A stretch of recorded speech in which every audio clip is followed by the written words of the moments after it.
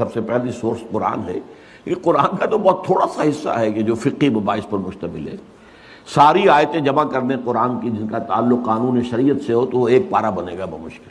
باقی اصل جو شریعت کے منبع ہیں وہ تو حدیث ہے، پھر اس پر قیاس ہے، غور و فکر ہے، اجتہاد ہے، سوچ بچار ہے. یہ تو توجہ جو ہے ہٹ گئی، شفٹ آف ایمفیسس، ایمان سے ہٹ کر اسلام پر، قرآن سے ہٹ کر حدیث اور فقہ پر. اور دوسرا ایک منفی پہلو بھی تھا، جب ملوکیت آ گئی، سرمایہ داری آ گئی، لوگوں نے یہ سمجھا، سرمایہ داروں نے، بادشاہوں نے، یہ قرآن بند ہی رہے تو بہتر ہے، ورنہ اس میں لوگوں کو ہماری شکلیں نظر آ جائیں گی. یہ ابو لہب کا کردار ہم نے جو اپنایا ہوا ہے، الذی جمع مالا وعددہ یحسب ان مالہ اخلدہ، یہ جو قرآن کنڈیم کرتا ہے، جو ملوکیت کو ختم کرتا ہے، اگر یہ عام ہو، لوگوں کی توجہ اس پر مرکوز ہو، تو لوگ تو پھر ہمارے در پہ ہو جائیں گے، غریبانوں پر ہمارے ہاتھ آ جائیں گے. تو بند ہی رہے تو اچھا.